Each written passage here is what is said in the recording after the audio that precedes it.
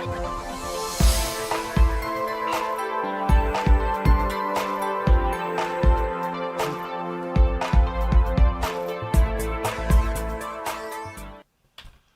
afternoon, welcome to the live show. Here we are with you on the 31st of October. Spooky Halloween. Spooky Halloween, dressed up. Clearly, as always. Always Halloween with us. I haven't brushed my hair, does that count? Yeah, me too, actually, I'm with you with that. So anyway, trust you're all doing very well at home and you're doing well and you've got the timings all right, because obviously our clocks all changed on Saturday night, and I know Europe's did as well, didn't it? But yeah. I don't know where you are rest on the planet if your clocks have changed the same time as ours. Either that, we're going to be an hour early or an hour late, wherever you are. All right, let me just get rid of that. Get rid of this. So yes. Look, Greg says hello from a rainy Yorkshire. I'm with you, Greg. It's a rainy South Yorkshire here. It's horrible. Horrible ground, damp. So, yes. Oh, lots of... and David just put afternoon from a very wet Penzance in Cornwall. Oh, has he got it already? Oh, yeah, it's due here shortly. I thought we'd have had it by now, but we haven't actually had it yet. It's spitting out there, but we're expecting really heavy rain this afternoon. So, good excuse to keep warm, keep modelling. Yes. And we are all good, definitely. First of all, I've got to thank you. And to be honest, because obviously it's only literally turned up a couple of minutes ago, thank you for the very nice person who sent me a bottle of X20A, which turns out, because he wasn't sure even where he got it from, it's come from Poland, because he's got it from a said stockist. And this is because I was pointing out it's not available in the UK. You can't buy, X20. This is the blue top, the enamel. But anyway, he said, that's all right, I can get it. But obviously, it still didn't come out of the UK. But big thank you, because I am now to my last dribble in the corner. So I have a nice new bottle, and this will last me another 10 years. There you go, you've got a backup. I was just saying, Poland seems to be like the utopia of the modelling world. Yes. There's nothing you can't get from Poland, modelling-wise, I don't think. It's It does seem to be that way, and they get stuff quite quick as well. Like newer releases out the Far East and all things like that. It tends to all go into Poland, no problem at all. And we're still waiting. So my thought is, if they didn't have such crappy winters, I'd go and live there. Yeah, it is rather cold in the winter. Yes, too cold for me in winter there. Definitely, yes. We like a nice temperate climate, although not as wet and windy. We got 90-mile-an-hour winds due Thursday. Oof. Yeah, I don't know when we're getting it, but yeah, it's not going to be great, is it? So we should be where Terry is. It's a nice 36 degrees in Dayton, Ohio. Yeah, but that's Fahrenheit. I know, freezing, that's bloody freezing. Jesus. that's get your big coat on. Yes, that's weather. It. That's snow tyres, I would have thought. So apparently Jim's saying you can't get the thinner in the US either. Perhaps it is. I know it's a labelling issue and things like that in the UK. Well, we've got labelling and health and safety and it's just a pain in the backside, isn't it? So just a quick one before it goes. Paul's put, hi guys from Belfast. What do you think of Tamiya Lacquer silver paint? Just had it brought by accident instead of acrylic silver. It's mega. Oh, it's brutal compared to the acrylic stuff. Mega. Yes, I can wholeheartedly. Just, Paul, you've got to fin it with lacquer thinners, though. Don't fin it with X20A. No. So that if if that's what you're using, you'll need some lacquer thinners, but it's really good stuff, really nice. Yes, definitely. We are going to Telford, not as PM or Flora. We're going as, civilians, but we will be there mooching around somewhere or other. We'll just to clarify properly, I'll say this only once, because I've had emails saying that I'm looking forward to buying some of the stuff because you're at Telford. We are going to Telford as visitors, not as traders, so we will have nothing on us. We'll have no kits, no tools, no washes, no pigments, no anything whatsoever, because we are there as visitors, so we're not actually trading, selling or anything. Although we did think about, we could do a special deal between 4 and 5 in the car park. Just sit there, put up a quick sign, bandstand, and that's it, for 1 hour only. Andy stood on the corner keeping an eye out, and we'll be like, Del Boy. Yeah, I could say we'll have him on the boards on. Yeah, that's it. Yeah, I'll be there in a camel jacket. Yeah, no, we're just going as us. We're not bringing anything as in stock wise. I think we're bringing stuff for the Luftwaffe SIG that Nathan runs off our group. So, yes. But that is it. We're just going for a mooch round and a catch up and see what's happening basically. So yes. But anybody, if you see it, come and say hello. Yes, yeah, come and say us. So we are going to do a members meet at some point. I will get that organised probably the week before. We'll arrange a time and a place to all meet. Probably because actually Nathan's in the little hall 3. Yes. So you've got the calf there, haven't we? So I think it'll be in there. We'll do it in there. Keep out of the way then. Oh, I just thought we could do it in front of somebody's stand. Well, Airfix. No, we could just randomly pick one. Just, you know. What, someone to really annoy. We're in hall 2 outside such and such. So nobody can get in and buy the goods. Yeah, that's it. That's always the way. We're a human shield. Yes, that's probably the best way of doing it. Probably not the best way good of order. it, but you know what I mean.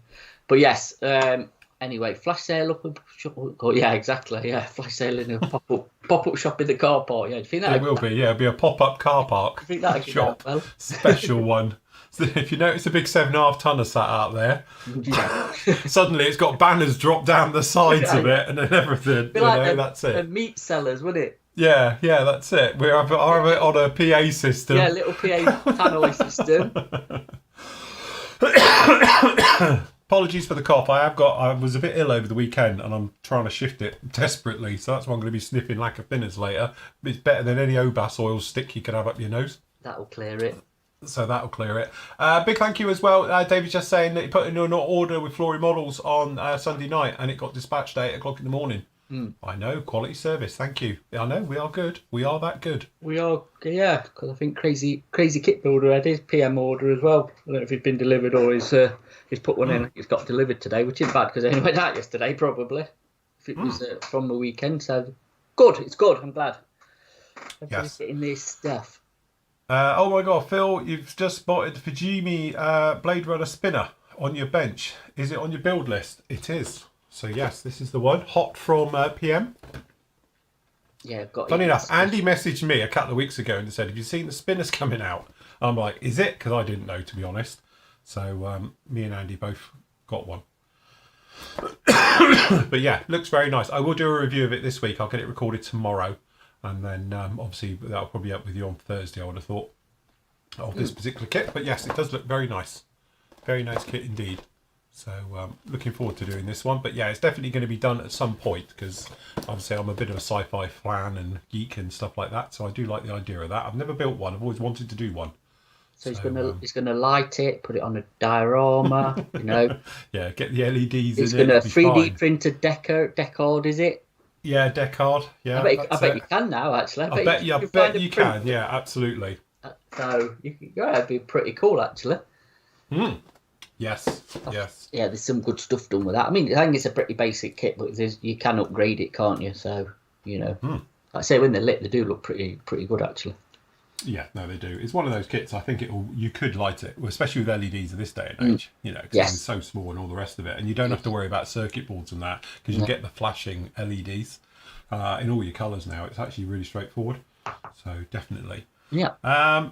Roland says dispatching at 8 a.m. Phil, had any sleep that night? No, I was actually down in Cornwall. I had to go down to Cornwall 9 o'clock on Monday mornings, pretty much every Monday morning. So I do all the orders before we go and then drop them off en route. So they get nicely off to the into the post system very early on a Monday morning on Mondays. So yes, good job on that one. Right, so I think if I talk about this thing, then Matt can talk about his, and then I'll get set up in the spray booth where today we are going to be spraying white paint. Which is dead handy it turned up today because I did message Matt on Monday and said, can you pop in a couple of bowls of white? And it was like, because literally I did the usual and I think we're guilty. I've got about 4 or 5 different types of white paint. So I've got like X2, I've got XF2, and obviously got LP2, LP4 and all the others in everybody's colour. And I went to all of them and I'm doing that thing of like, you get in there and you unscrew the lid and you're like, oh, bugger. I've only got that in the bottom. So I thought, oh, that's okay. I've got some more of the other one. So I'll just whip along and I'll do that one, and I'll get to my next bottle, and literally I'm like, oh, bugger, I've already got any of that either. So I didn't have enough to do this. So I was in a little bit of a panic all round.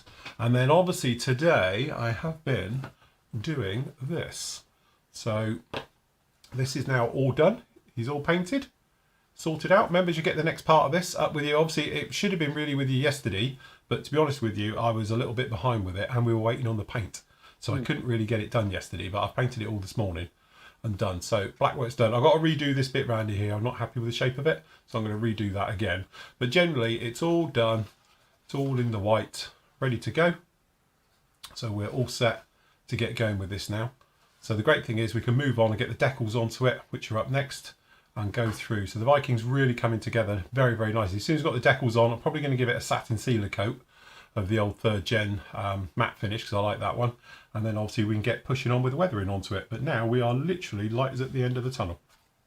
So it's coming along very nicely. And I managed to get 2 bits of white here.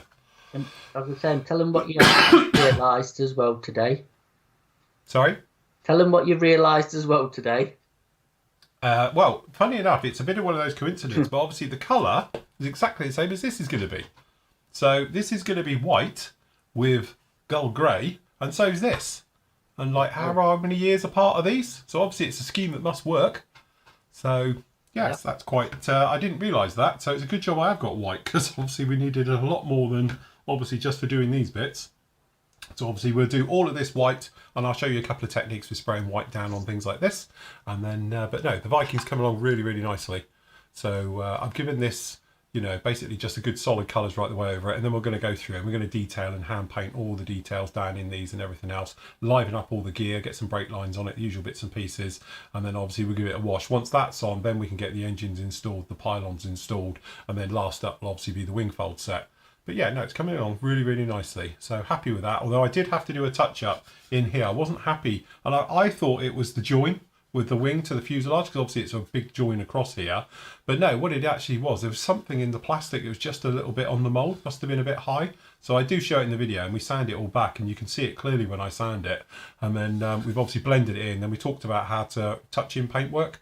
So by following panel lines and various bits and pieces, but as I say, into the weathering, you won't see any of that anyway. But no, she's actually looking all right. It's all nice and colourful, ready to go. And as soon as we get those nice colourful markings, it's got big walkways over it and all the rest of it, I think it'll really, really pop. It should come to life very, very nicely. So yeah, no, doing all right, coming together. So we got that one. And again, in a minute, what we'll be doing, we'll be popping over and we're going to be spraying this in white. So as I say, we're going to be using lacquer paint onto it. And I can show you about putting down white and obviously getting good coverage. But more importantly, getting zero texture, so you've still got a nice smooth finish to it and stuff like that when you're spraying down just white. And we'll talk about mottling and marbling with it and things like that in a minute. So yes, that's what I've been up to. Lovely job there. What have you been doing then, Well, Matt? just before everything goes, Yes. because we've got some stuff in chat. Yosta's just put Phil. He said, "Is that spinner the new tooled one, or is it the same kit?" Because it was an old. I actually don't know if that's a new tooled or an old tooled one. I'll be honest. I think this is the new one. Is it? Yeah. I don't know. It could be. Let me just see if I can get a date off of the sprue. And then Stan, just while you're doing that, Stan, all Blade Runner kites available in 3D sites, but you just have to rescale them because they're about 160 people. That's fine. Bring them up and down to your heart's content, can't you? Resize them, so that's good. Yeah. And yes, it might be an original one. Looking at it. Yeah. I didn't know there was a new tool one, if I'm honest, but no, I think this is just the original one. I'm looking for a mould date on the sprues, but there isn't one. But looking at it, it looks like just the same as the original one. Yeah. But to be honest, it's pretty cool. It's nice. As I say, I'll do a proper review for it, and we can go right the way through it. But the great thing is like you got that gorgeous clear canopy. They are absolutely mint on these kits. So yes, but yeah, you do need a decard in there. Yeah, definitely. And an owl. Yeah. And then Vortex. But speaking of which, are modern warjet landing gears gloss white or matte? Because I never know the difference. They should be satin, I think, aren't they? Reality states that actually they are pretty much gloss to start with, but because of everything, the idea being is the reason they were always painted white was that if it's got any leaks or hydraulics or anything else like that, you can see it clearly. That's the whole point. And also, if there's a gear door or something that's, or a panel that's not properly closed, you can see it really easy. It's not the red bit, because that means just don't walk into it. But the white shows very, very simply, so you can see it. But usually they're pretty much, I would say, in more of the gloss in reality. But because of the scale effect and like that, I would always go for a satin. You want something a bit slippery so your weathering works well. So obviously all your oils will go around the right areas, and any weathering that you're doing to it is a lot easier to work with because it's on a smaller scale. So there you go. There we go. Look at that. Dun, dun, dun. So based up the base. That's a bit base painted the base. Because obviously last time you've probably seen it was all black. It was all black. So yesterday, when I got back from work, I was just prepping for today really. And as we were on about Tamiya XF paints, that's what I've used on it. So there's a bit of mixture, obviously, green paint in the static grass. I'll just spin it around that. I'll just get rid of the gyrocopter. XF52 for the earth, and then this is literally just XF55 deck tan in it. Deck tan's 55 in it for the slabs. Yeah, I'm just trying to think myself for the slabs, and obviously with the black underneath, it's obviously get that mottled appearance. So. And also, obviously, for the curbstones. So my next job is I'm going to take some acrylic paints and do some acrylic washes. So we've got a bit of graphite, a bit of burnt umber, and a warm grey. And we're going to really thin them down. I've got a nice little plastic palette here so we can make sort of some washes. And then we'll get that done so we can make this a bit more dirty and a bit more, worn. And then we're going to pull out the enamel effects for the dark dirt and wet mud and whatever else. So yes, so that's the plan. So while he's painting, I'll keep an eye on chat, and then I can play about with this. So yes, it's coming on. I need to get it done for next week because it's supposed to be going to the Telford for the Luftwaffe SIG. So I need to get my finger out. So that's going to be my job today and this week. But yeah, it's coming on all right actually. I mean, you could leave it like if you're happy enough to. Oh, the other thing as well, I've changed the tree. For anybody who was watching a previous episode, I had a massive oak tree. Well, now I've got a little spruce tree that I'm going to use, which is probably a bit more in scale. And yes, I know it won't have a tree because it's on the near field, but it's a bit of a backdrop and a bit of height, which I like. So this needs a bit. I did a bit of spraying yesterday when I was spraying the grass just to, lighten it up a little bit because they're a bit dark. And then I'm probably going to dry brush and make that a bit greyer because it's a bit brown. And if you look at trees in general, they normally trunks are a bit grey and weathered, aren't they? So, probably get the oil paints out and some of the Tamiyas, I think the excess goes in after dry brushing and deaden that off a little bit, wear it in. But these are just the AK trees. They're kind of a wire aperture and. Which is good because you can, you say, pull them you around. Can just, but you can put them where you want, really. Or if you're more skilled, you can obviously make your own, but I'm lazy, so this will do for what I want. So yeah, that's very good. Well, I've been up to other stuff, but again, can't show it. Sorry, it's for the channel. So when it's complete, I'll show you. Sorry, go on. That's it. So just a quick one from Bradley who's saying, can you recommend a good water-based paint, please? Yeah, AK 3rd Gen. Yes. These bad boys. Yeah. Really good paint. Really, really, really good. I think they're top of the tree at the moment. They've got great coverage. They spray nice. They can hand paint nice as well. There's pretty much nothing you can't do with them. So, yeah, I like them as well. And I might have bought some today as well. So, yeah. Just to answer, yeah. I think, is it Yost? Is that how you pronounce your name? I don't want to. We're just terrible at. If it's not English, we're just rubbish. Yes. I've not forgotten about the Landy. I'm just a bit pushed for time because I need to get this base done. So the Landy is, because I did say I was going to do it today, didn't I? But I'm going to have to just put that on hold a little bit because I need to get this base moved on. So I'm not like cramming it to get it done next week. But I will do the chassis of the Land Rover. So just bear with me. Yeah. Nice. Very, very nice. So I'm going to replant some paint, and I'll keep an eye on the chat. I'm struggling to airbrush AK 3rd Gen paints. Crazy kit builder. Why? Tell us why. What you're struggling with? Yes. At what point is it actually becoming a problem? Is it spitting? Is it not spraying nice? Has it got bad texture? What's going on? And I said his name right. I'm quite Yes. chuffed. Yeah. Tell us your problems with your third gens, because I actually find them really nice to paint. To be honest, I do as well. I've only ever done it once in anger, but I used it obviously on the underside of the Bowfighter, and it actually went down really, really nice. No problem with it at all. So Yeah. I can complain, as they say in some parts, and not others. Right. Okay. So what we're going to do is paint the entire model white, purely because we know it's grey, but it's going to be easier just to do it all white, and also I can demo with it and show you some other tips and tricks as we make our way around with it.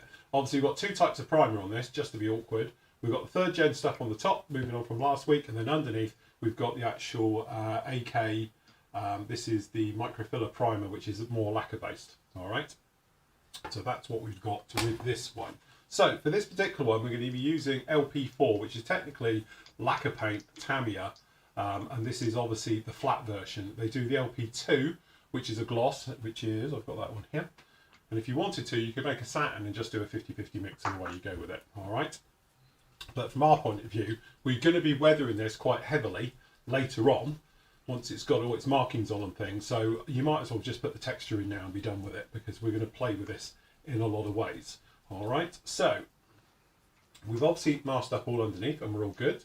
So what we're going to do is we're going to make, and I've already cleaned these already because they've been very good today.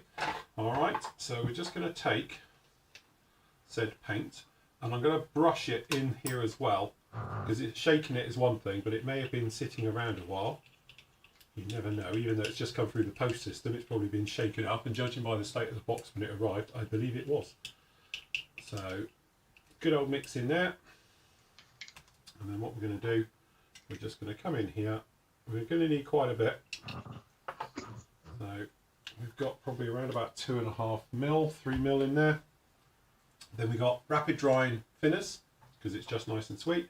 And we're going to double this up, so we're going to have like a 50-50 mix. Oops, probably a little bit more than 50-50 mix there, but hey ho. And then we're going to go for a nice mix. And again, I get bonus points because we're using it here.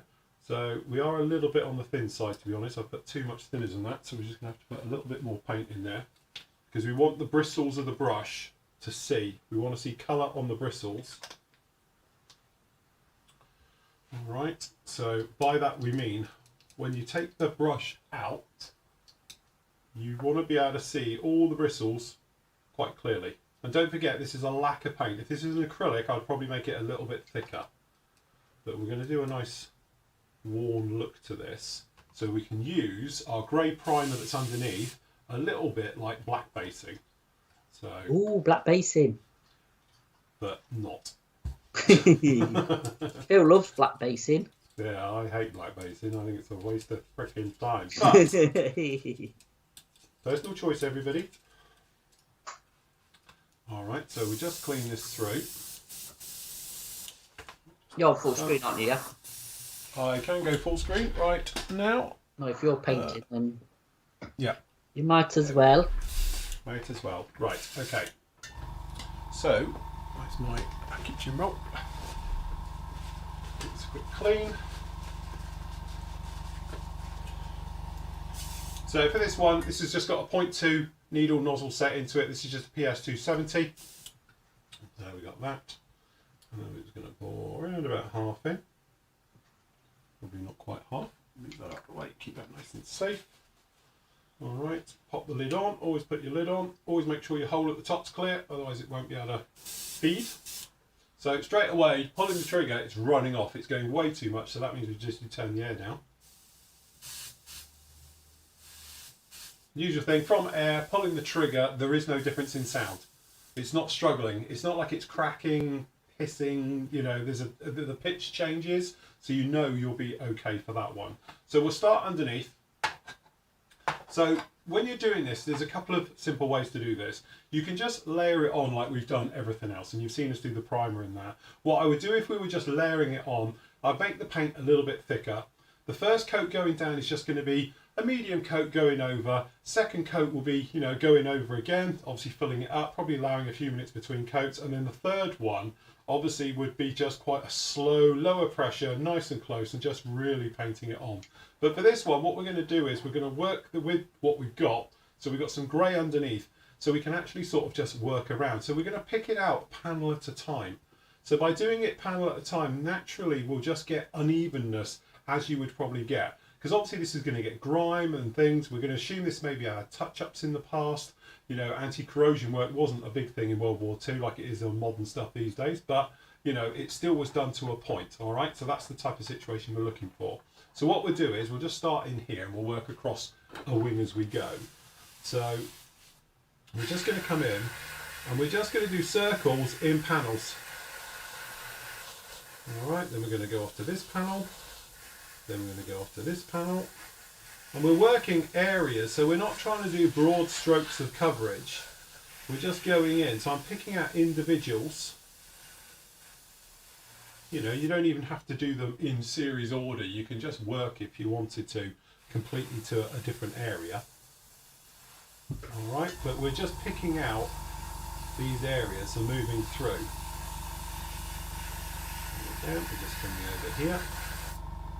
Alright, then we can just come across.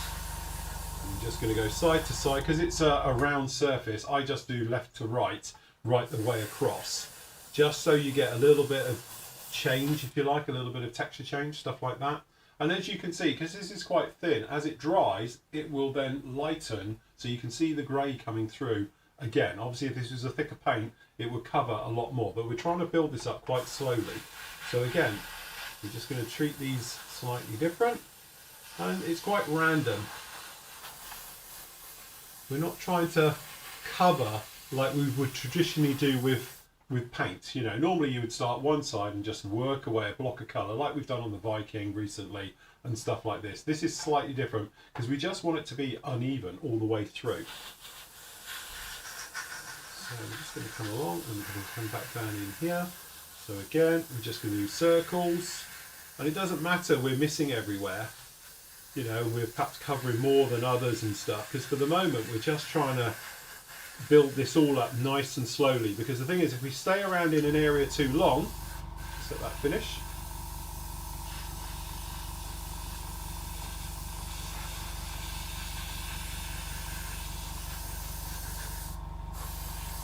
Alright, just to do a bit of chat while you're doing that a minute. Yeah, no, it's fine. The third gen problem, he's doing it 50-50, but it keeps spitting and he can't get a nice even coat. There might be a problem. He did prime the model with Mr. Surfacer, which could be an issue. It could be if it's recontaminating the airbrush. Yes. Again, to be honest with you, stopping and starting problem, I think with all acrylics, it's usually that thing that sometimes if you put in acrylics through a very small needle, it just naturally will try and clog at the end because they like to have a little bit more space. That's why I don't agree with people saying, oh, I've got like a micro 0.0000th of a millimetre nozzle needle, because sometimes they just need the flow to keep them going, you know. So I found in the past, if you've got like a worn out 0.2 or a 0.35, they work a little bit better with the acrylics like that. Yeah, they do like a bit of a bigger needle nozzle setup, I think. Yeah, because that way it can just keep self-cleaning itself. Yeah.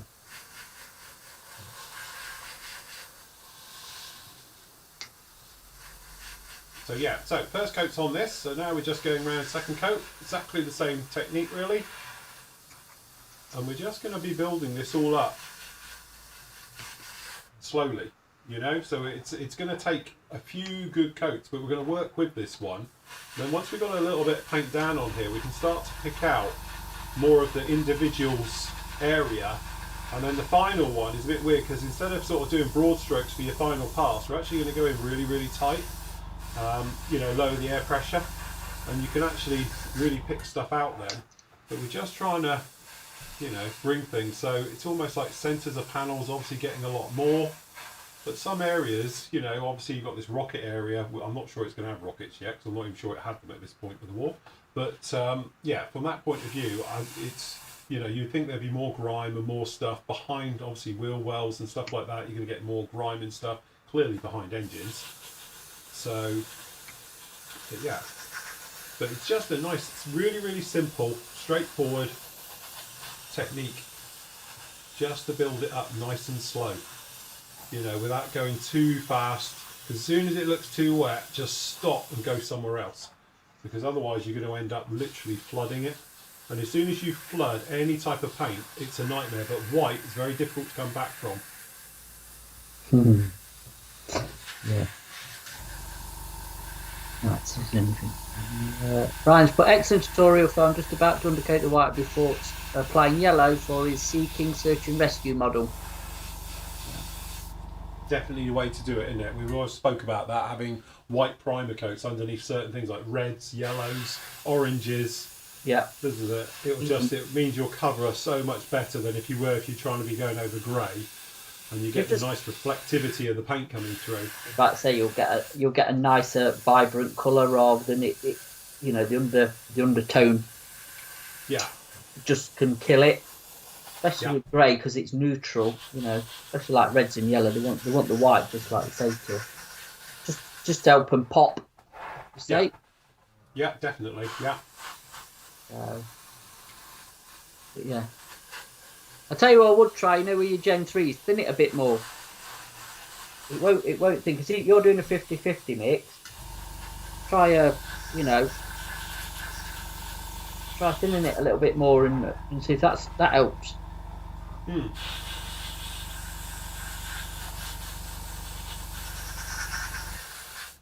And also, like we said as well, is that, you know, make sure when you're switching, perhaps if you've been painting a synthetic paint, you know, like Tamiya or something, make sure your airbrush is completely cleaned out before you go on and put like acrylics into it. Because sometimes you can even just have the dried residue inside your airbrush can react to everything goes in. And then just from the get-go, your airbrush is going to be struggling because it might have some thick bits of, you know, paint have sort of materialised into it. The other thing as well with third gens we spoke about, and I showed it last week in that photo and that, was that it does separate.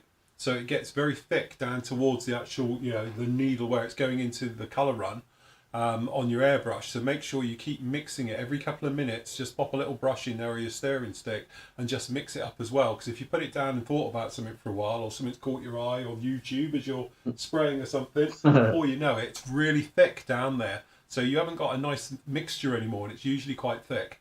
And that's trouble, to be honest. It's the same with third gens as well as real colours. I showed that photo last week, and for members, I'll talk about this. It's actually going to be on the Friday show for you guys. But you can see, we're literally within 10 minutes, it's completely separated. So it's something to just keep mindful of. That it will, you know, the properties of your spray pattern will change purely because of that.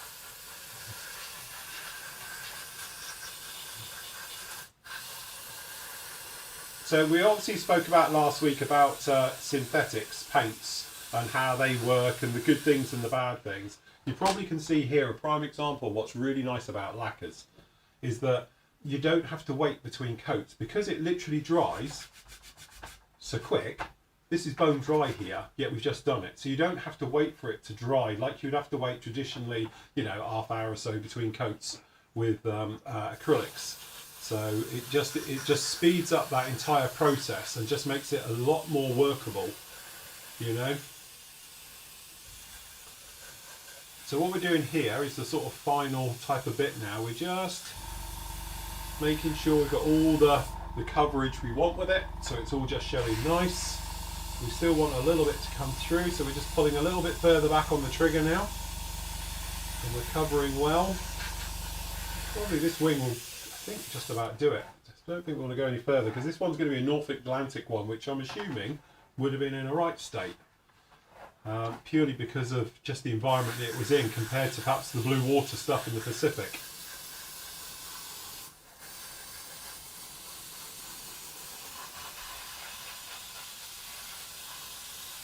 But with every plus thing, there's obviously the negative, and this stinks. So normally I'd have a knife extractor running, which I will do in a second, just to clear the air in here a little bit. And obviously normally you'd be wearing a respirator, but I'm not, just so I can talk to you guys whilst we're doing this. But normally you definitely would.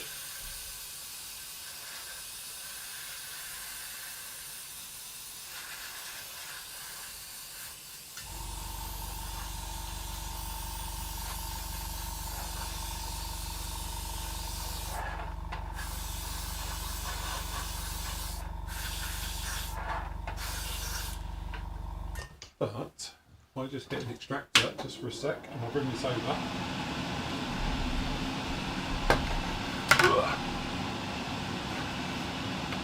Here we go. So we've got a little bit of patchiness going on. You know, it's not perfect white. We're not trying to get a finish like this one had, which is just solid. We want this one to look worn, so we're just using the grey underside in our way just to save to have to do this, because normally what I would end up doing is adding a tiny bit of grey or a bit of buff or something to the white and then mottling this all back in. But because we've done it this way, we've already done it, so we don't have to come back in here and do it. So we can leave this on here. And again, it's a balance, because once we put in like a wash over this, you will lose some of this mottling because your eye will be drawn into the darkness of the panel lines. But then again, that's where we can come along afterwards, and we will do a lot with this one. We will come in here with like an oil wash, and we will marble effects with an oil wash under here as well, because it works very well with white. But you know, like we were talking about, we've literally just sprayed this, but it's dry. I can hold this and it's not coming off, you know? And that's the nice thing to lacquers. Everything has a positive and a negative. The negative is it quite smells a lot, but from a work point of view, it's really, really quick. And when we were talking about the other day about, you know, obviously when I was doing this for commission work and stuff, I wish I had had lacquers back then. Back then I wasn't. I was using purely acrylics. To be honest, a lot of Model Air.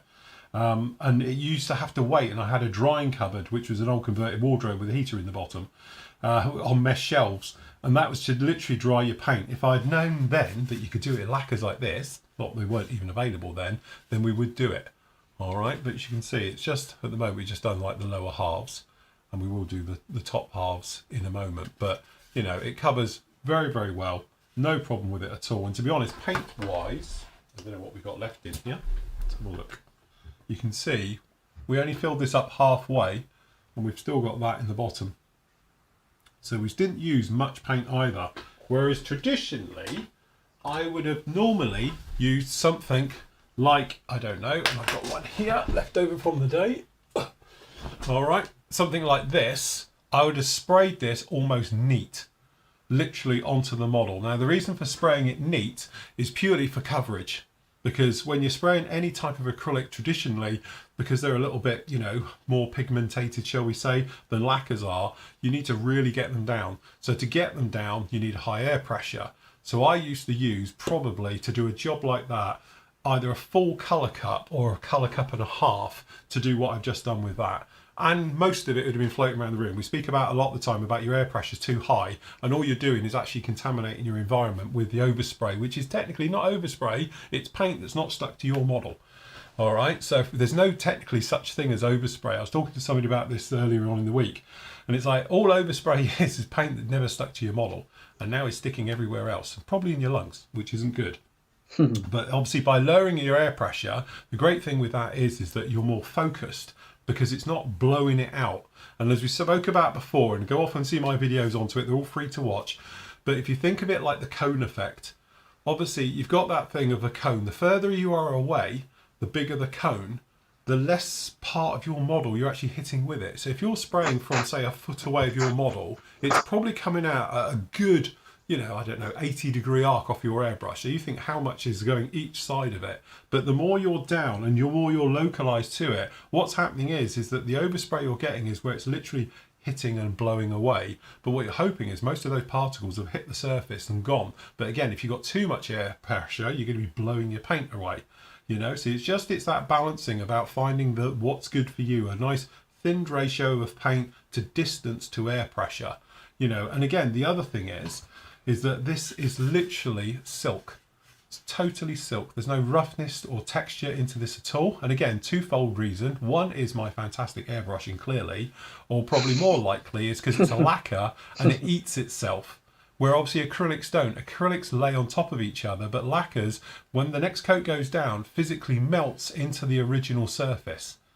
So, and again, that's the importance of actually when you're spraying it down, not to put down too heavier a coat, because otherwise if it eats itself, if you're eating all the way through it, you're not building up your paint layers. So you need it to be a situation where you're just giving it enough time to basically be drying off, and then you're coming in and giving it a nice light coat. You know, we've all done that thing before. You've had that small little item that just needs a bit of white paint. and we blast it, and you think, oh, I'll just give it a really heavy bit. Never will work, ever, but we all do it. You know, you're like, yeah, oh, God, this little bit, it's an error. I'll just give it a good bottom dollop. As soon as you flood it, it eats all the way through, probably to your primer, and it can come back. And that's the other thing to remember as well. If you're using a lacquer primer, and you make it too wet, and then if you touch it or, you know, God forbid, handle it in some way, the primer underneath would have melted as again and will go soft, and it just comes off. So again, patience, just building it up nice and slowly, and you'll be absolutely fine. You still there, Matt? Very good. Yeah, my internet just dropped again then. I was going to say something, I just heard it in my ear go. I thought you disappeared. So, no, I'm here. No, it just sort of paused and came back. So that's all right. Thank you. So what you got left now? You got to paint the top. Yeah, I'll do the top in a minute. If you want to do a bit now, I'll go back in a minute after you've done yours. I'll keep an eye out. All I was doing really was like applying an acrylic wash. So in my little palette here, my camera can see, was in this bit here was burnt umber. Yeah. Any brown would do, a dark brown would do. And then we've got a graphite grey, which is this, which is a nice warm grey. All right, and then we've got what is warm grey, to be honest. So a bit of a lighter tone. And all I've done is just made an acrylic wash, just to basically just weather. Nothing fancy about this. We're just daubing it on, moving paint around. Is daubing it on a technical term? It is for me, yeah. Is moving paint around and just basically giving the concrete slab some texture. Do you know what? I'm going to write that down for a t-shirt. What? Daubing it around? I'm just daubing it around. Oh, yeah. Yeah. Yeah. I'd like to see what picture you're going to have on that. We're going to do the wet on wet mix with what's left. It's sticking up a little bit. So if any of the cracks, and then what it will do is just dirty them up a bit. Yep. Again, this is just another base coat for the next layer, which is going to be the enamel washers. So you just generally just building it up. But yeah, there's nothing technical about this. It's actually quite a relaxing way of doing it. And again, the other one as well, if you so desire, is obviously the speckling technique. You know, you can really vary it up. If you want to just put some on a brush and flick it about, because again, if you actually look at concrete slabs, they are really, you know, gnarly off the time and weathered, and again, you've got all sorts of different stuff going on them. So yeah, that's basically it. Nice. I think what I'm going to do is I'm going to do a bit of dry brushing on these grass tufts, because they look a bit dark at the minute. Might not do it today, but I think I'll lighten them up. But yeah, the concrete slab's looking all right. It's not too bad at all. No, looking good, I must admit. Nice. And I suppose the great thing about using an acrylic paint for doing that type of thing is obviously because they dry to a sort of more of a matte finish and things like that as well. And obviously they've got a little bit of texture, which in scale, I think works really, really well. But also as well, the cork, because it's absorbent, it dries really fast anyway, because it just sucks everything in.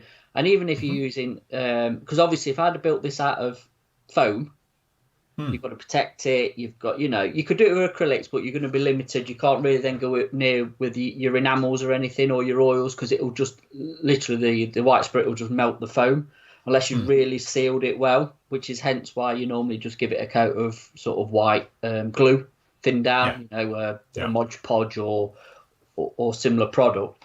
But with a cork, it's one of them, you know, that just absorbs stuff, and it's brilliant because it's got its natural texture anyway. So yeah, for concrete and stuff, it's brilliant. So yeah, and then obviously just if you're doing bases as well, just always take your piece that you work, you know, that it's going to go on, and just make sure it all ties in, blends together. So yeah, getting there with it. Absolutely. Looking good, I must admit. Looking very, very good. Yeah, thank you. Cool.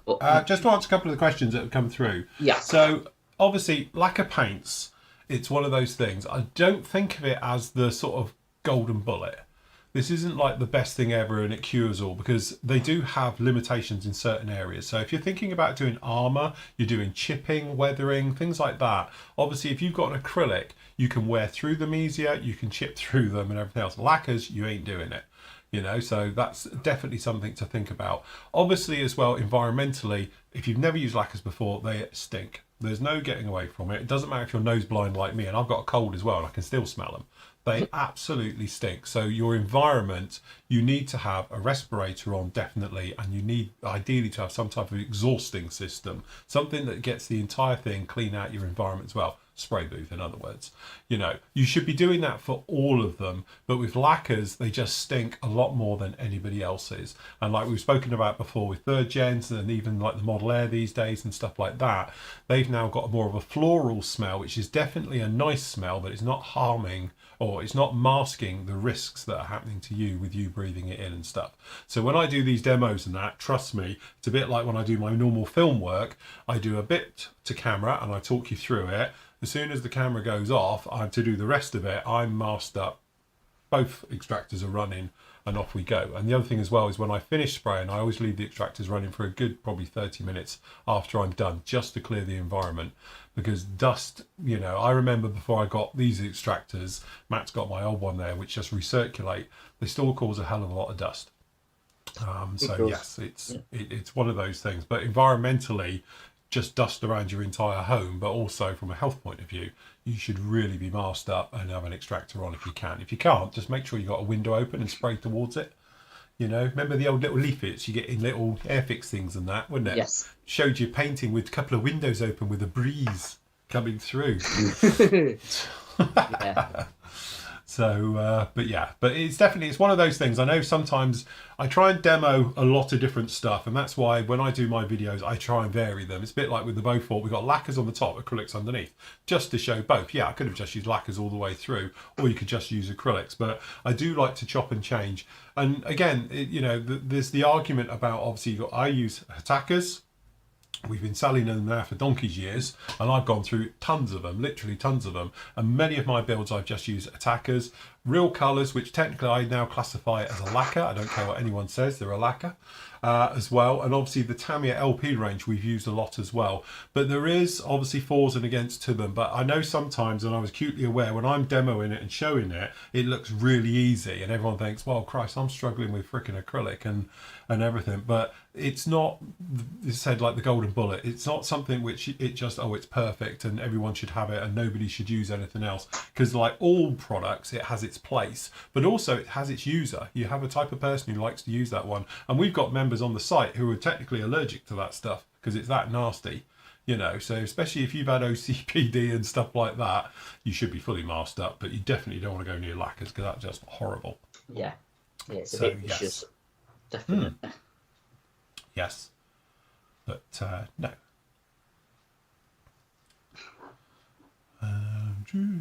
Just while we're on an interval, do you want to just nip to our lovely shop? Yes, I can while do we've that. got their attention. Yes, before what? Before they leave? Right. Before they leave. Before they leave. Okay, so new arrivals, nothing's really changed this week. I'm very hopeful we might see a certain jug next week. Yes. I was talking to Andy about that this morning, and I'm with you with that. The jug is possibly due, isn't it? It is, I know. I saw that same thing you've seen. That's why I've said it. Yes. But I'm giving it another week just because I know what it's like.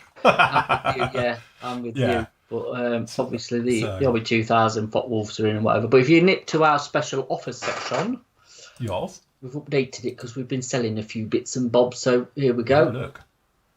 I've got a bit of trumpeter in there, and your nice favourite wyvern. Swordfish and a wyvern. Yes, that's great kit. Unfortunately, it died when it got crushed, but Yes. It's still one of my favourite builds of all time. The wyvern, I think, is such an underrated aircraft.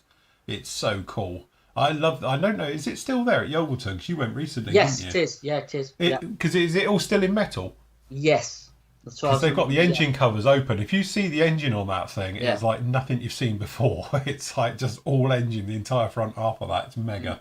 Yeah. So, but yeah, very nice as well. But obviously, great kit as well, being the Super Sabre. Yes. Which is very nice as well. Yeah. So, yes. And then there's a few from last. I don't know if there's any down the bottom. Do we put any down the bottom? Can't remember. I think there's a few. Look, I think there's a couple Yeah. more We've got down the there. trumpeter MiG. Yeah. The Sky Raider, which is an absolute Tamiya classic, as well. Hobby Boss Skyhawks there, and Sukimori F4G, if that's your Very thing. nice, yeah. If you want to do the Wild Weasel, very nice. So just I'll put it out there, just in case anyone does know. Does anybody know Yes. if the new, obviously, Ryfields one is going to be 35th scale for their MiG? Are we going to take a punt on that, or are we going to say it's just 48th? I don't think it'll be 48th. You think they're going to go 32nd?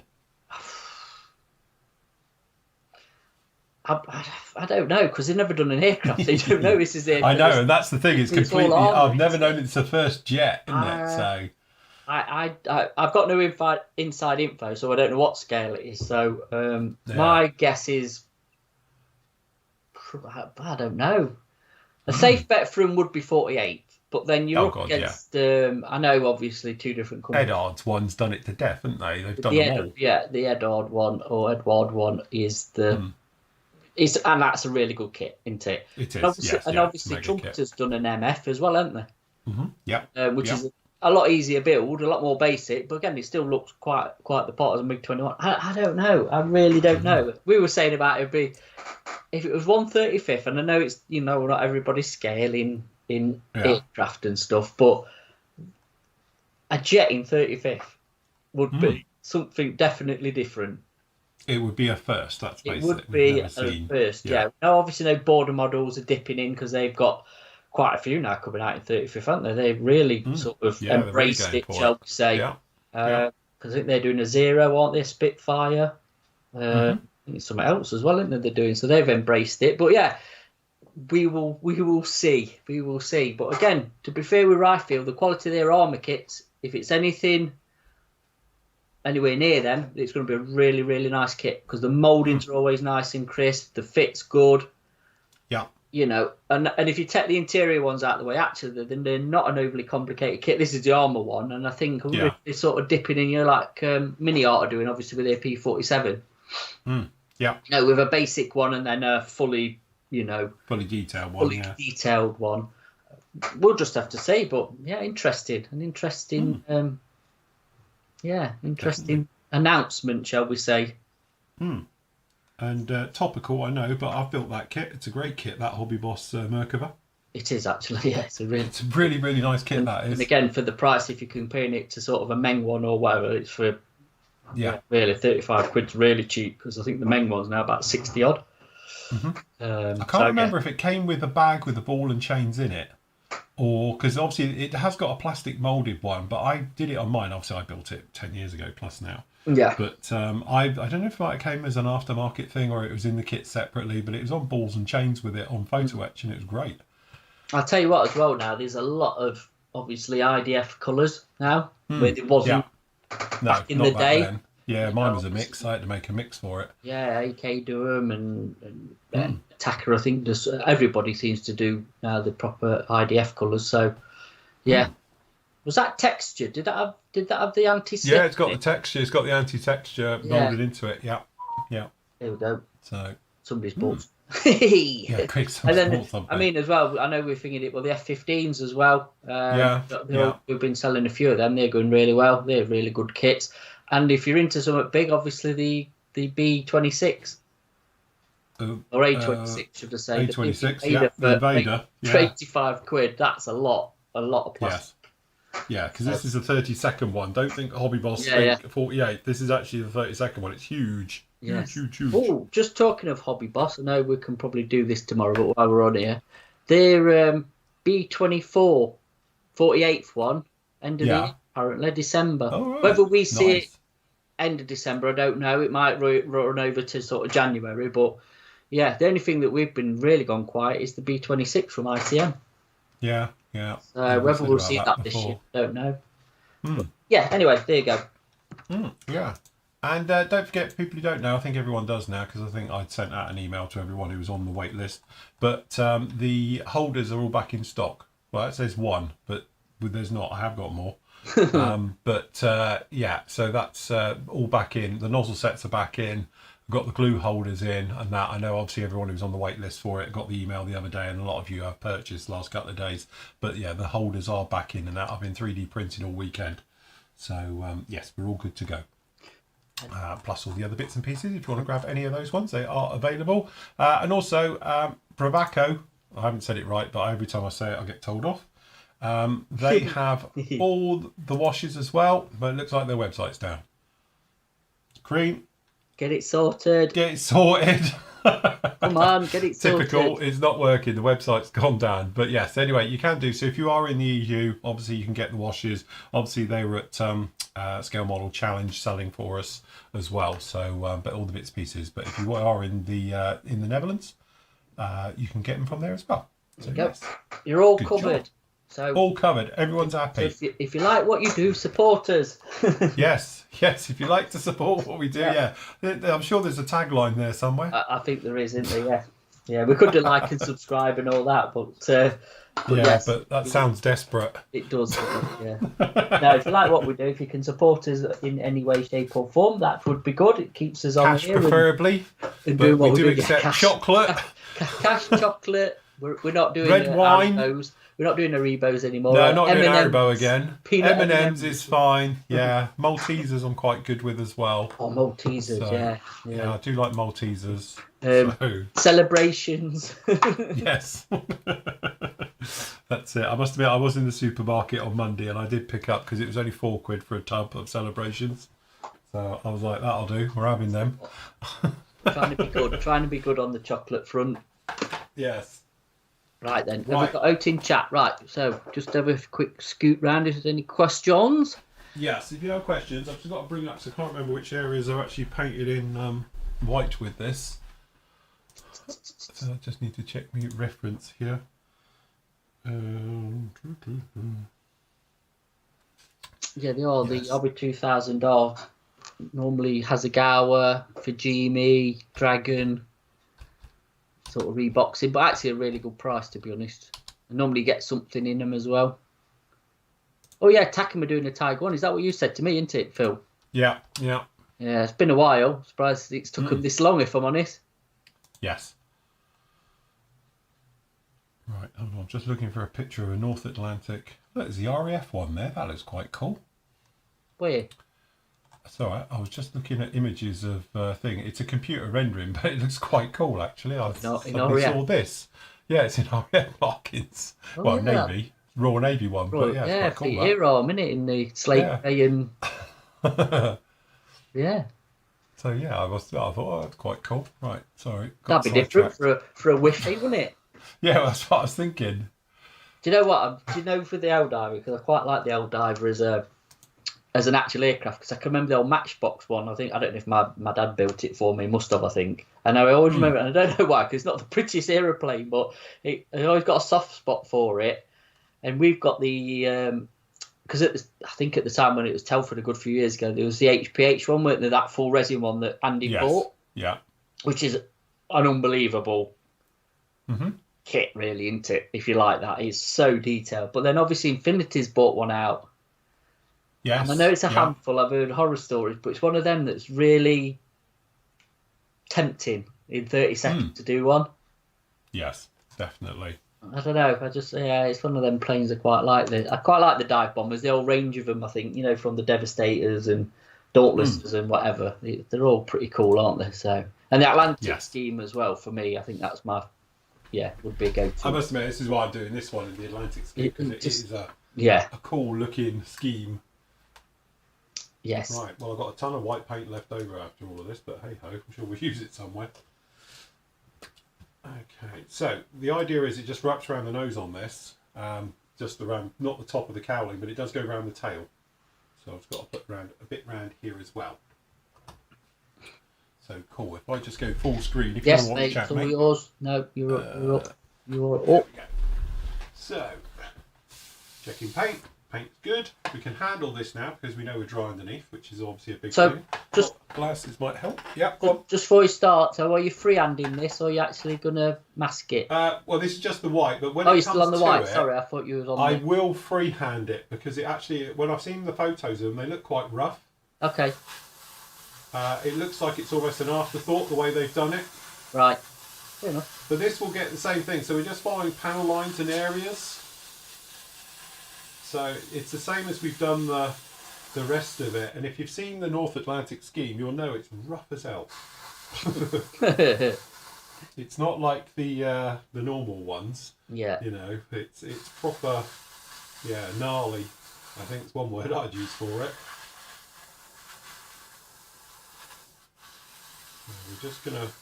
So with this, we're going to walk it further forward than it is. It just comes. I think it sort of loops around here and then goes round the back. So we're just going to go more over than what we want it to. Just so there's nothing worse when you're doing it and you realise you haven't got enough and you've got to come back with the original colour. And again, because this dries nice and quick, we can come along, making sure we get the edges, round all the edges. Pop a little bit more down here, just on there. That's it. And then obviously I think it comes up the front. It just sort of, well, it sort of, again, it pushes in a little bit like this. Sort of comes around like that really, by the looks of it. So we'll just go a little bit further. But say, picking out panels, I always tend to do up and down motions when I'm on anything with a round surface. I don't know if it makes any difference whatsoever, but it makes me feel better. Ooh. Just a quick one, Phil, is that alright? Gary's just put a good question. Hi, what glue would you use to stick the wire inside a Harrier FA1 Canopy in 72nd? Do you mean the deck cord? Yes, the deck cord, that's what it means, yeah. Yeah. I tell you, you were using, and you're going to try and do the shape, is in like lead wire, because I've seen people do it lead wire and it's quite effective. Yeah. It's got no bounce to it, so you could literally just PVA glue it then, because that way it doesn't matter if it goes too far over. But you've got that thing, if you've got a wire and it's got a little bit of spring in it anywhere, you need something that's going to hold it in place and not move, isn't it? Yeah. So it's a very, very difficult one. I always play on the side of caution. So I'm more of a person that would say, do you know what, I'm going to, you know, PVA glue it. If it goes wrong, I can just scratch it off and go again. Because the thing is, if you use what I am thinking of just super glue, tiny amount of it, you just run that risk, isn't it? Yeah, if it goes horrendously wrong, I'm now stuffed. Yeah. So you're actually going to put a proper wiring on a 7-second canopy? Wow. Yeah, that's hardcore. That's fiddly. Good luck with that, but that'd be interesting. Yeah, no. I have seen people do it with lead wire. Yes. Rolled flat. You know, obviously you get really thin wire, like I showed doing harnesses the other day. Yeah. And then just do it flat and away you go. But yeah, that's not on 72nd. I must admit, that's hardcore. That is. Look cool though. Yeah, it will.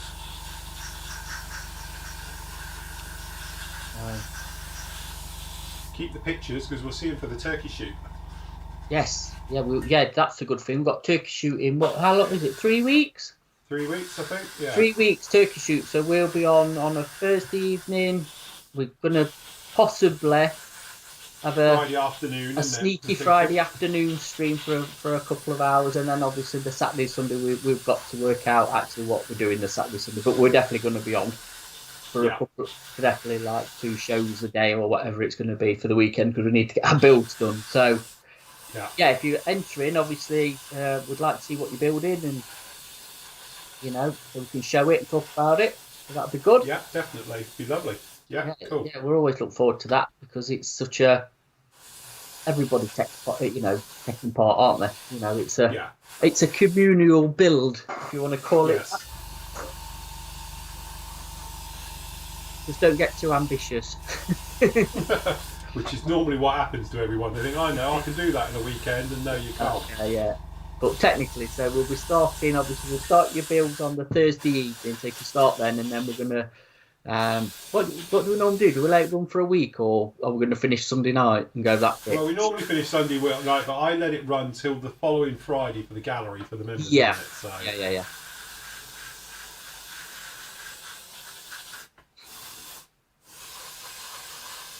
Yeah, let us know how you get on with that, Gary, because that'd be interesting to see how you got it to stick down. Yes. God, clear parts and sticking stuff is just nerve-wracking, I think. Yeah, I was going to say that's It is, isn't a it? thing of faith, isn't it, to do that? You don't have that with tanks. I'm going to dip back into a bit of armour, I think, after this next build. Yes. While. Yeah, a little bit more just under these speed brakes, just around here. So a little bit more. That looks super white on my screen. Yes, it has come through very white.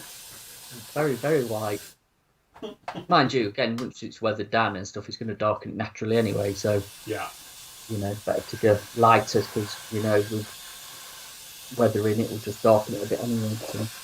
Yeah, no, it'll be fine. Have every faith. Oh, yeah, absolutely. A little bit on there, a little bit here, and I think we'll call this ready. And again, the great thing is, if you wanted to, you could just go off and paint this now with a grey on top. Can you do it in 25 minutes? Probably don't want to risk it. I can't grab it anywhere now, as I can. No, I can't. Where am I going to grab it? Tail. That's it. Grab it by the tail.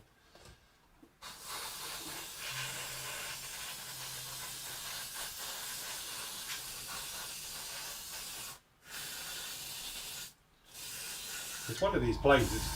It's not the most best looking plane. Clearly, it's not a Tomcat, I know, but it's. Let's bring it over here. Here we go. There's still sort of about it, though, isn't there? It is, yeah. There we go. So we've done the white. So obviously the grey comes up the middle, goes across the wings, basically, and obviously it's on the tails. But yeah, there we go. So it still looks quite blotchy, hopefully, on this side. So, and now I'm into that. I can't put it down. So yes, just let it dry a second. But luckily, there you go. It's dry. It'll be fine. Where's me little? I had a little bit of foam here earlier, and I've lost it. What have I done with that? I say a little bit. It was huge. Oh God, I think I might have moved it upstairs. Oh, you got no packing foam? Yeah, I did have a nice bit. I had literally, it was a bit like a sheet of A4 of it. I thought, I'd sandy, I'll keep that. There we go. We'll just pop it down in here for the minute.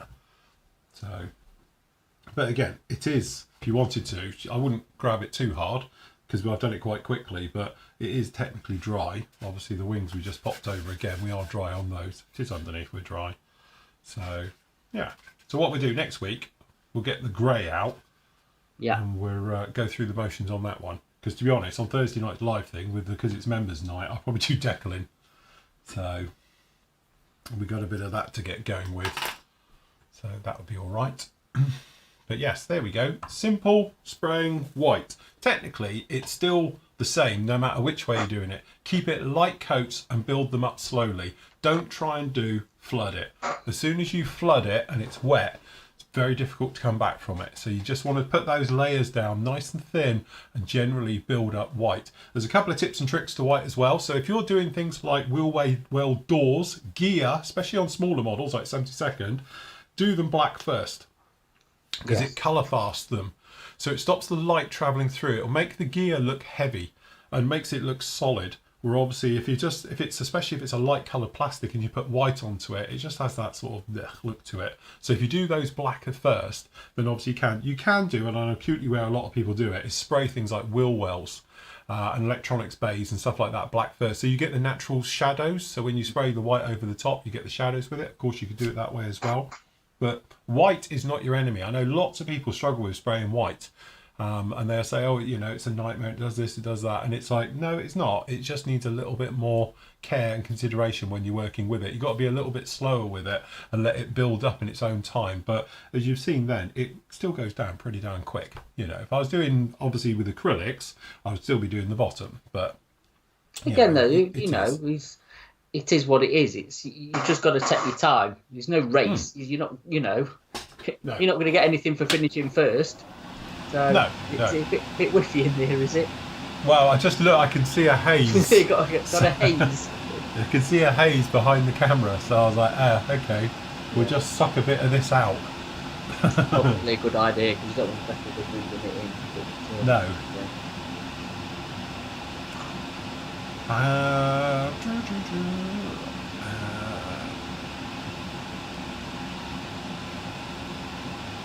well, the video cleared up. What, did it? Did we have a bit of an 8-bit moment? I don't know. It seemed alright on my feed, but Yes, that's all right. Cool.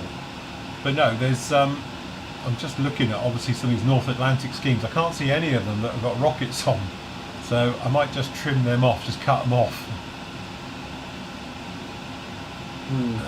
I don't know. I don't know enough about it to know what they carried and what they didn't. But Yeah, because this particular version was the first one to carry rockets, but yeah,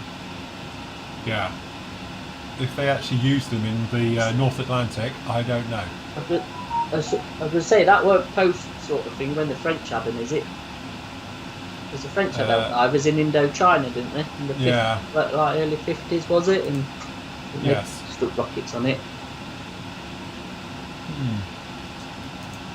Yeah. So the version we're doing, if I get this to load through.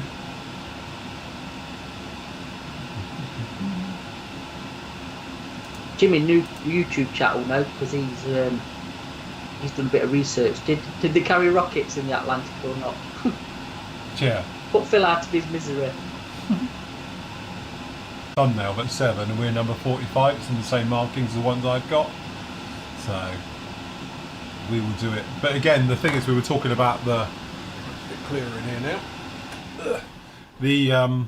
The camo pattern with the dark gold grey over the top. It's proper hand done. Looking at all the photos I can see of it, it looks like it's like proper rough. That'll do. You know, it's not a pretty smooth line or anything else like that. No. So look, this one you could get a laser cut parts one to make an RC model if you wanted to, with an 80-inch wingspan.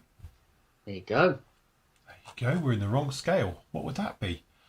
Oh, 1/7. There Huge. you go. Be huge. That's what it would be. That's it. $325. You can have a wooden one, laser cut one. Wow. Jesus, that's a bit, Because it's bigger actually, than I'm. if you see one in real life, they're actually a big aeroplane, aren't they? Yeah, they are big. A big lump. It's like the Avenger. I always think the Avenger, massive, that thing. You stand next to it, it's like, Jesus. Yes, it's tall as well, isn't it? It's really, really tall. That one at the Yeovilton. Yes. Yes. Yeah. That said, they did well to actually do the wing fold as it is. Yeah. But it, I must admit, I did see is a video, and obviously it's from World War II, and it does the carrier landings, and he taxis forward and the wing fold, and I'm just amazed how it does it, because it's sort of they're like this, and it sort of cranks and does this, and then pulls it back. But it's so close to the ground as it does it as well. Yeah. You know, and it brings them in. It's like, wow, that's cracking bit of engineering, isn't it? Really, it's very, very clever. Right. Yes, we'll just keep an eye out for those ones. As I say, what I'll do is I'll try and pull up some reference photos and I'll save and can share them next week and that for when we actually get going with the painting. Oh dear, what's happened there? Everybody's been flooded with ads. Where? YouTube. Have they? Yeah, Terry's just got a commercial, and then so is Yost. He's just put flooded with ads here. What's going on here? I don't know. It shouldn't be on. I've got a thing here. It says focus on your InSim and let YouTube do the ads. Oh God! Is it doing an ad? Hold on. God. Sorry guys, it's not me. No. I haven't said to do it with an advert. Yeah, because Jim thought that's the first on this live feed. Most unpleasant. Yeah, everybody. Yeah. Apologies, guys. It's not me. We don't do ads like that. You get one as a recorded one at the beginning, but definitely not during. I've never put an advert during a program ever. No. Did it carry on where we left off, or did it cut us off talking?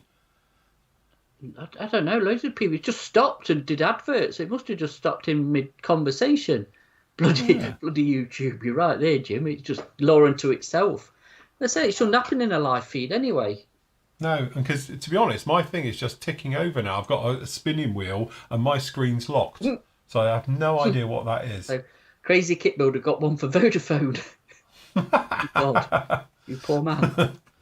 And then Sean Butterfield, it just cut off. All right. So can you still hear us now? Can Yeah, you all we're give back us apparently. a yes, no? Yeah, we're back to normal. It just, God knows, yeah, Gary's just cut off. And then Christopher's just put, didn't get an ad, but the live feed just stopped for a minute. All right, okay. So, like I say, it's Because I have got a thing here and it says insert ad, but I've never pressed it in my life. But there is a thing, it says focus on your live stream and let YouTube insert ads for you. oh God, no. Because Richard's But just that's why I would never click that, because it No. says then go for it, and there's no way I'm having that. It's bad. well. Richard's just put, if YouTube starts doing ads during live streams, they're mad. Oh, yeah, but That's not going to work, is it? You're not being funny. No. If you were demoing and you get they play an ad, how's that going to work? Yeah. That's crap, isn't it? Oh, apparently they started it about two days ago on live shows. Oh, right. Okay. Well, we might move to another platform for live shows then, if that's the case. We have got another option. Yeah, because that's We not going don't. to work, I'm is not it? being funny. Yeah, it's not going to work. If you've got adverts coming through in live streams, that's definitely not going to work. I know some streamers do it and all the rest of it, but as you say, Sure. that's something I definitely wouldn't have. Because, I'm not being funny. If you're demoing something really technical and you can't do it twice, you know? So No. it's not like you say, oh, I'll do it again. Not what we do. Yeah, it shouldn't be. You should have the option. If people want it, then they can. But you shouldn't just stick it in there in the middle of a. Apparently, Paul's saying apparently it's a new thing now. All live streams usually get 1 per 30 minutes. New policy started a few weeks ago. Well, it's the first time we've ever had. Don't worry about it, everyone. I will look into it. I can assure you, we don't do ads. It's not what we do. I do apologise. No, if we're going to do an ad, it's going to be for our stuff. I was going to say, that's the whole point. Why would I advertise for anybody else? Besides bloody Vodafone and that. That's also not much good to us, is it? The YouTube is getting a bit above its station. There you go. We'll get us banned in a minute. Probably. Get back in your box. Yes, but fear not, everyone. I will look into that after this, and then I'll do it. So, how many people got one ad? How many people got two ads? Just so I can get some ammunition. Get some feedback. Yes. Get some feedback. Is it ads you could click out of, or is it just compulsory you had to watch it? As I say, I wouldn't mind if it was a replay of this and it puts them in and then just lists off. You've got two ads with it. One. Some Terry people got one. See, that's weird. Why are some people getting one? Some people have got no, but it carried on. Yeah, I was going to say, Christopher said no ad, but the feed stopped. John Christmas got one. No ads here in the US. That's from Joe. In the UK, no ads. Wonder if it's where you are. Zero ads, got an ad block. I don't know. Yeah, Crazy Kit would have got a Vodafone and 2 holidays.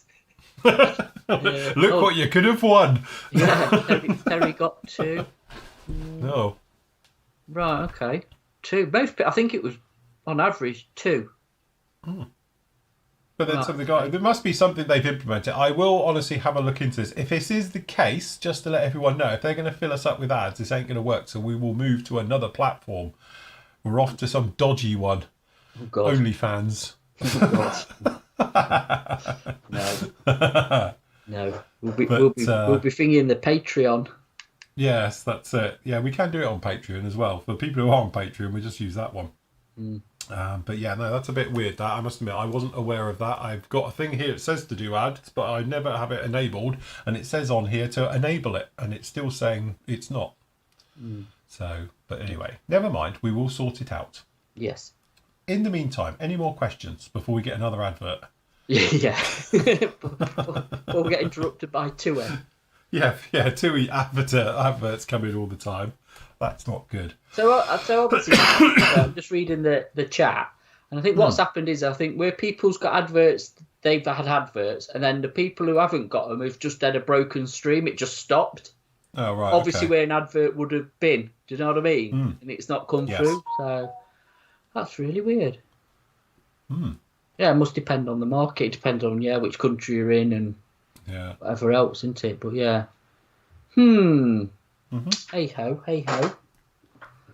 Fair enough. So, yeah. Wow. I will see what it entails and all the rest of it. We do have a backup. We can just go to the other system. I have to, but just a bit annoying if it's like that. If you watch the replay, sometimes you get adverts, but midstream, I think that's just freaking annoying. I don't mind them at the beginning, but if you get them every 10 minutes, I just don't bother watching. So that's why I wouldn't have them on, because if I wouldn't watch it, nobody else is going to watch it. So that's it, innit? I think the Flying Dutchman's put, and you know, because it gets annoying, and then you lose your viewers because people are like, I can't be doing with this every 2 minutes as an advert. Do you know what I mean? It's yeah. Oh, what's the compressor? Oh, go on. Sorry, I've got the same question. Go on. So the thing is, when you're saying you're running 2 airbrushes at the same time, or is this just you can have 2 plugged into one? He's like a gunslinger. Yeah, that's it. Yes. So you could be like Edward Scissorhands with all yours. You could have one on each finger. Yeah, we just. But yeah, are you talking about spraying one at a time, and just having it 2 plugged in, or literally spraying 2 at once? Because obviously, if you're spraying 2 at once, you're going to need a pretty hardcore compressor with a tank. Yes. And it probably will have to be a proper hardcore compressor to do it. Because even I've got a 620 here, which is a twin piston one. But if you're running 2 airbrushes, I can empty it faster than it fills. 2 people using at the same time. You're probably going to have to step up away from more of the hobbyist ones. Yes. Or you can do what I've done. I have got a situation down in here where I've got my main tank, and it's got I think it's a 5-litre tank on it. And then I've got one next to it, which has actually got I've got a feeling it must be like a 10-litre tank. And it's a bit difficult to show because it's all tucked underneath there. So what I can do is I can daisy chain my tanks. So I literally have my main tank feeds the giant tank, and then it comes out of that to my airbrush block, and then you can run multiples off of it. When I used to do the training here, I used to have 4 people around this desk being taught how to airbrush and all the rest of it, and that's how I used to run that system. That way you don't run out of air, because there's enough overall that when somebody stops and it's refilling, it's enough to fill up, technically, what have we got down there, you know, getting on for 20 litres of air tank space. But if you've got 2 people going at it solidly, if you've got like a big project you're trying to spray, I don't think it will keep up with it. I think at some point you're going to have to pause, let it recharge, and then go again. Especially if you're using a bigger needle set. Because again, if you're using 0.2s, it's not too bad. Using 0.6s, you're going to use a lot more air, because you've got a lot more oomph coming through it. So you might be into the situation you need something a little bit more industrial. Yes. Yeah, that's what Derry's just put, industrial. You do. You want a good, I don't know, 50-litre tank. Yeah, that's what I'm thinking. You need something with a giant tank. And then you can run 2 airlines off it and not drop pressure, because that's going to be a problem. If it drops pressure, somebody's going to not be a happy camper, or if it's in the middle of airbrushing. So yeah, 50-litre tank, something like that. You need something that's going to, I don't even 25-litre tank will do it, to be honest, because they're about the smallest if you're going industrial. I'm thinking more machine mart here. Do you know what I mean? Yes, that's what I was obviously, thinking, yeah. I don't know where you are in the world, but you must have something similar. But I would probably be running a 50 at minimum. Again, it's going to boil old pressure. I know. Is it Iowa do one where it's like it's really expensive, but they've got a station where they've got about 4 airlines running off it. Yeah. But it's not cheap bit of kit. No.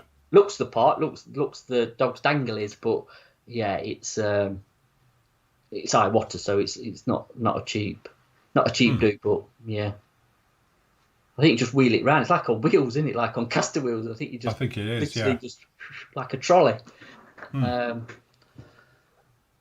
if you've got somewhere to put it, this other thing as well, obviously, you're going to go for a bigger compressor. They make more noise. You can get a shush one, but I don't know how big them shush ones go. I don't know if Andy's one's like the biggest, or they do bigger ones than that. I think they do a bigger one than his even, yeah. They do a really big one, don't they? Again, they're not that Which popular.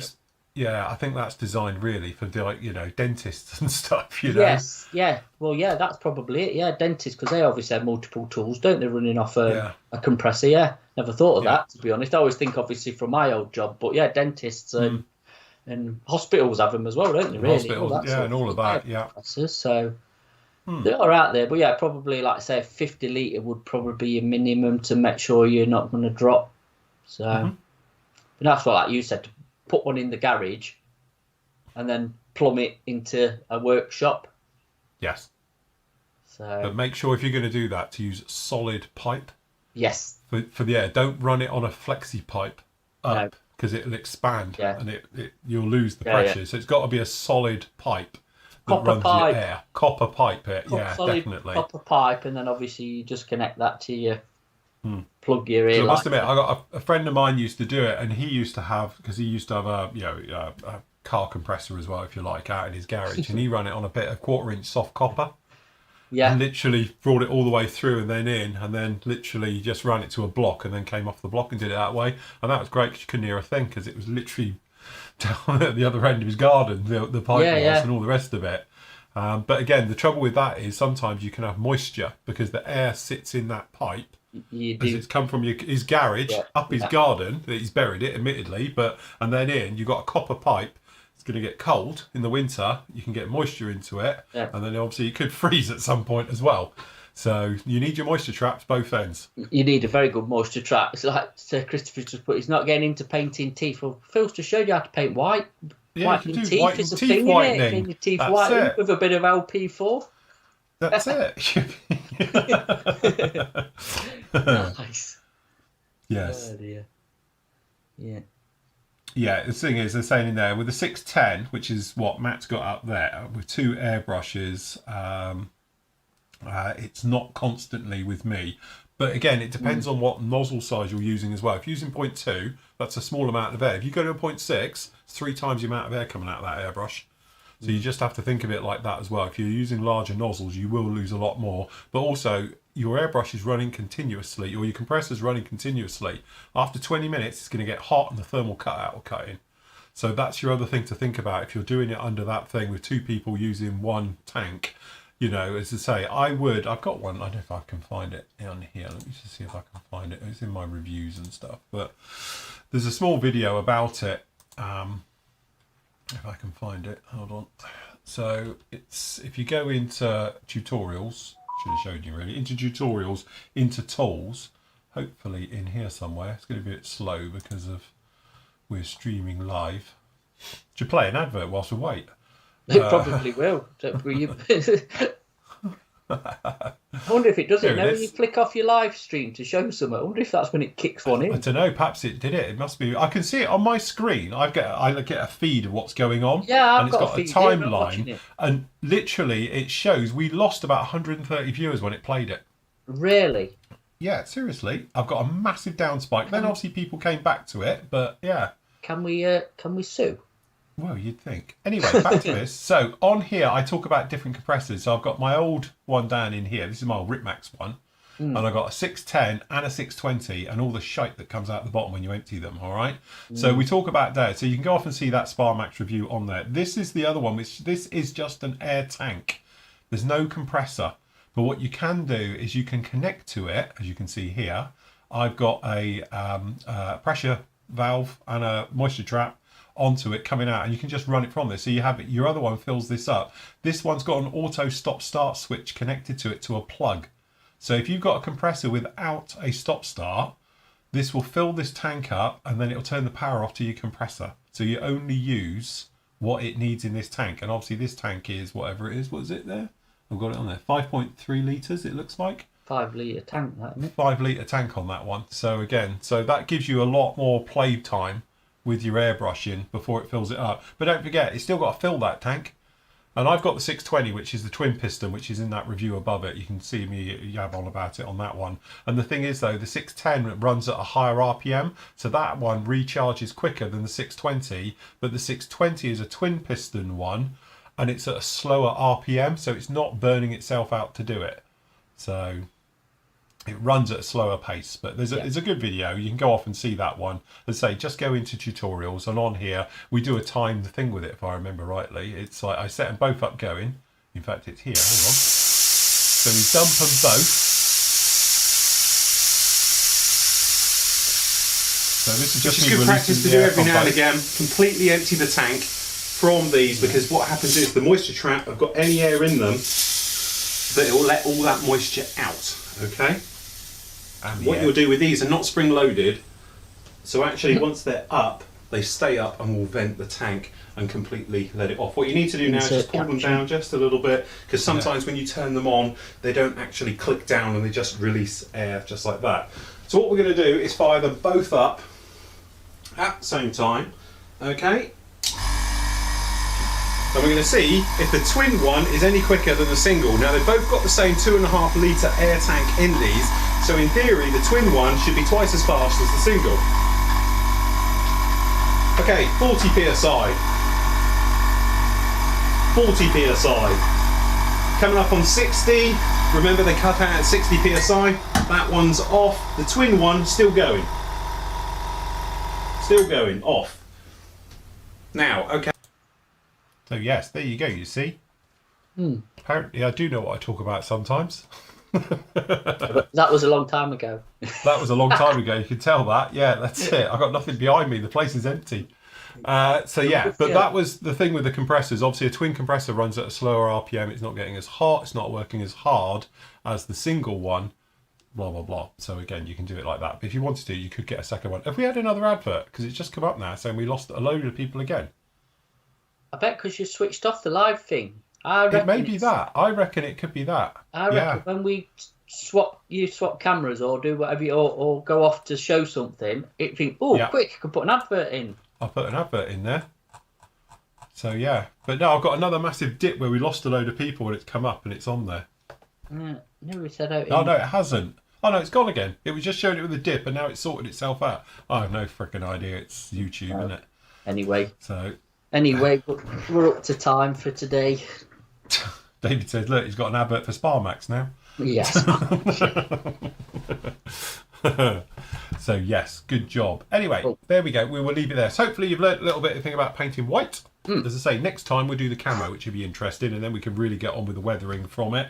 This little one, to be honest, I'm going to be spending my time now. Well, probably not today, but tomorrow we'll be getting the decaling done on this. So members, watch out for that one on Thursday night, and then obviously on Friday you get the next part. And then obviously up with you, I'll get this one done tomorrow, so it'll probably go up tomorrow afternoon as well. We'll do the review for the spinner, which is obviously the Fujimi, which isn't a new toolkit, as we now know.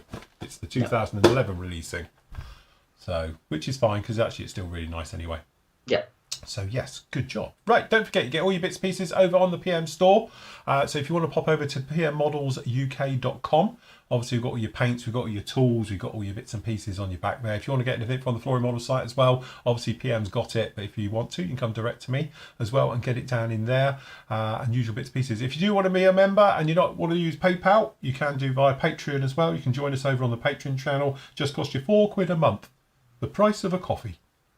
Plus VAT where applicable, for a lot, which is everywhere. So yes, you can do that one as well. And obviously you get full access then to another 135 video builds and a shed load of other stuff. And you get to meet the gorgeous members of the Flory family site. Yay! From members from all around the world. So there's about 3,500 of them you can go and chat to. So and they don't bite. Well, a few of them do, but just tell me and I'll tell them off and tell them not to do it. So yes, good job. Right, okie dokie then. Nice afternoon, Matt. Yes, lovely. Yeah, as pleasant.